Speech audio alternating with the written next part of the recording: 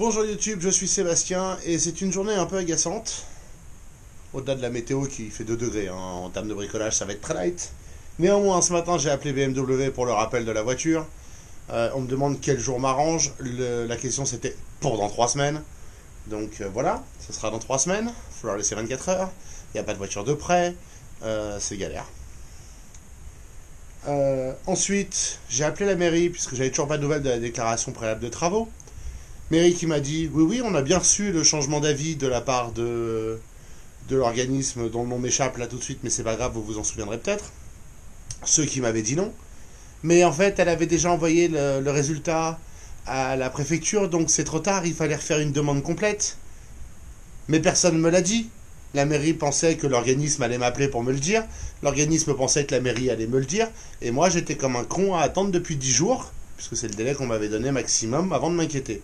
J'essaie de ne pas être un relou, je savais que ça arrivait, la météo y était pas. J'ai pas insisté plus tôt. Ça m'apprendra. J'ai encore perdu 10 jours, j'en peux plus de l'administration et de ce système. C'est pénible. Donc maintenant, il faut qu'on re-remplisse le CERFA.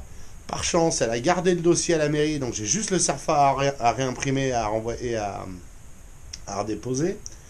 Et on recommence pour un délai technique d'un mois. Sauf que cette fois, je sais que tout le monde est d'accord, puisque ça m'a été confirmé, donc je vais être moins inquiet quand la météo le permettra. Si j'ai pas encore l'attestation, je m'en fous, je commence le trou, hein, soyons clairs.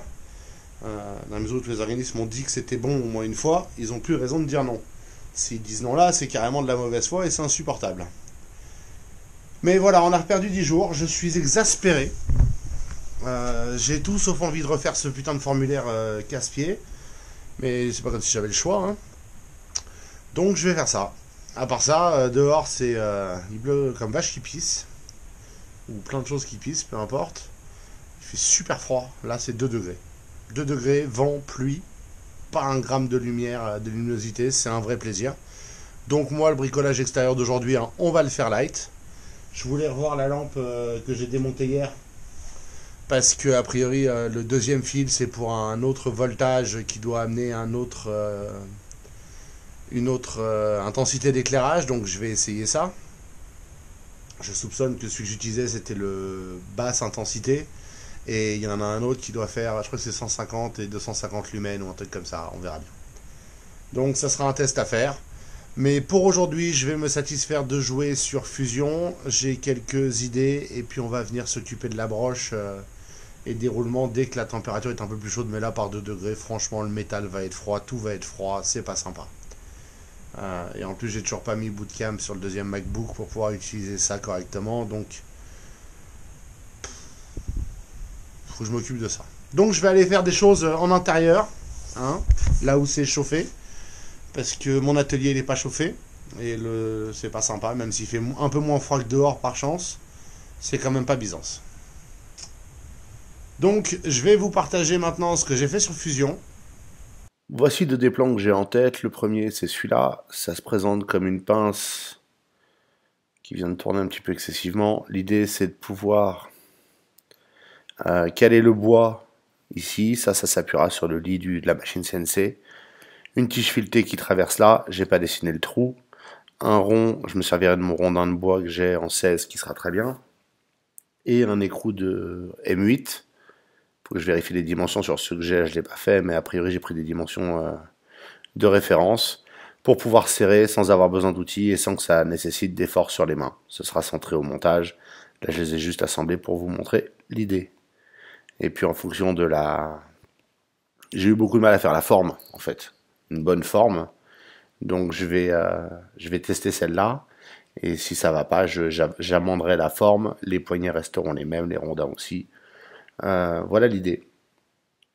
Autre plan, faire des kits de soudure pour pouvoir, par exemple, faire les bacs à fleurs que j'ai fait, où j'en ai fait un, j'en ai encore 2 à faire, voire 3. J'ai souvent des angles à souder. Mon étau d'angle, il est sympa, mais il a ses limites.